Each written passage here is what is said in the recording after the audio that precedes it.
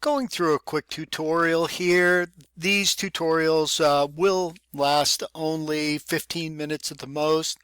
Just a quick snapshot looking at some of the different topics. We're using the text problem-solving cases in Microsoft Access and Excel by Monk, Brady, and Cook, 12th edition. Here we're looking at the talent agency database, and I've already got it uploaded. Incidentally, this is from tutorial A in the text, which gets us started. But if you double click on that database, and incidentally, the database is included in the website, so you can go after that and take a look at it. I did leave the moment or opportunity to create an additional table, as we'll get to, but I did want to give just the basics of Access, how you use it, how you work through it. And for instance, what we have is a ribbon across the top here and all the different components. Of course, File. If we ever want to save a database, click on File and then go down. You can save the database, or if you have a table, for instance, a query, a form, a report, that's considered an object, and you would save it right there. You can close your database. This is all relatively intuitive. The home screen allows you to address all the different components. We'll talk about the view, which is critically important. If you want to create something, let's say a table, a query, a form, or a report, the Create tab is absolutely critical to pulling that together. In addition, there are other things that we'll get into later, such as importing other Excel databases and Excel files, and also a series of database tools. Again, something for a later tutorial. But to get us started, probably the best place to start with is a simple table. And if we want to create a table, we simply click on Create, then we click on Table, and that provides us our basic table in the table view. What is really critical is we now have to go over and change our view from the datasheet view to the design view so that we can design a new table. I'll call this Club Table or Club T. I usually put a capital T on the end of every table, a capital of Q on the end of every query, capital of F on the end of every form, and a capital R on the end of every report. These are relatively easy to follow. However, it does provide us, another vehicle to kind of track the kind of work that we're doing. Click OK on that, and you can see we've got this all set up for the creation of a new table. And what we're going to be doing is creating a talent agency database. I'll go over that in just a few seconds, but to finish up the creation of the table, I'll put on East End is the first name of, actually, forgive me, that's the name of one of the clubs. Actually, let's call it club name. I usually avoid putting a space in there. Then also, what is the data type that we're going to be using here? And for the data type, it's normally a text. So I will put in text.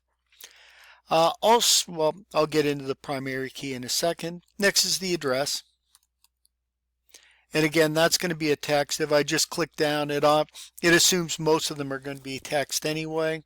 The next one is the contact person.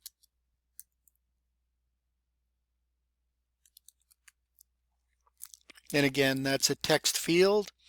The next one is the club phone. And you can, of course, you can put this in as a number, but that's only if you really wanted to search on that number. More often than not, you'll keep the club phone as a text field, ironically as well. The next one is the preferred fee.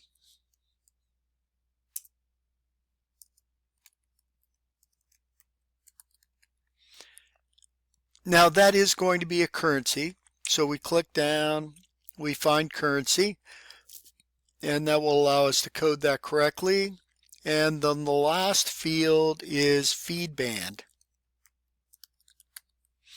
And that's really a yes or no question, whether you're going to provide food for the band or not. So let's put yes or no on that. And generally, we've got this new table ready to go. But as you can see, there's really no place to put in the data. And so what we have to do is go up to View, go to Datasheet View, and it takes about a moment. And what this will allow us to do is, yes, I want to save this file now. And there it is, it provides that. So again, our club name, East End. The address is 1 Dew Street. The contact person, Al Potts. The club phone is 981. And I'm just taking this generally out of the textbook.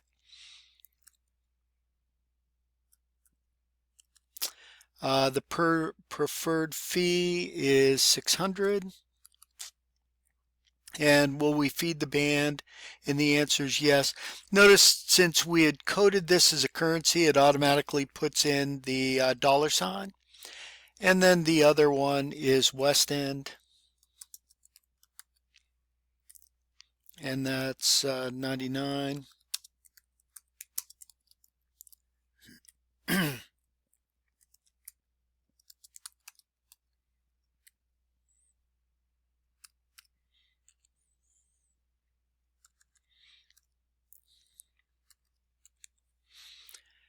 And the preferred fee is $6.50. So we've got this all set up and ready to go. Incidentally, if we wanted to see the entire database, of course, we've got the band member's name, the band table, the bookings, the who's been booked where and when and what time, and also the club table, which we've just created here, whether the club is the East End or the West End. Again, if you were a large talent agency, you might have hundreds of different clubs or maybe even thousands. Much bigger database. Here we're just learning, so we're starting off easily. Now when we look at these, the band member's name is right here, and again all this data is already loaded in. From the textbook, all of the names up to 6, I'm Marty Green, have included my name going through number 7, and then I've included 2 additional fictitious names to this data set. The band table, this is the name of the band, their phone number, and the desired fee. You've got it all right there. Again, the bookings, we can see the band name, when they've been booked, the start time, end time, club name, and actually the fee that they're going to be paid for that particular gig. And then lastly, of course, the table that we just completed a couple of minutes ago. The real key to this process, in conclusion, is that we're able to upload these important tables. That's all we've worked with so far, is the development of tables. And we've been able to use both the worksheet or datasheet view and the design view in order to make appropriate changes. And for instance, if we did want to change the band members table and include kind of new variables, we could just simply insert those right here and make use of them. It's frankly as easy as that. The last thing I would like to mention though is every one of the tables should have a primary key.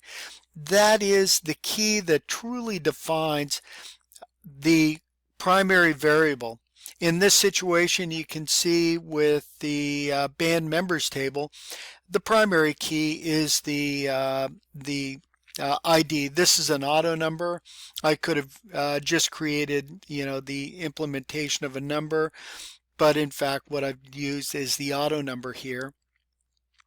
When we go to the band table and go to Design View, we can see the band name is kind of the definer, the primary variable of that particular table. And just the bookings,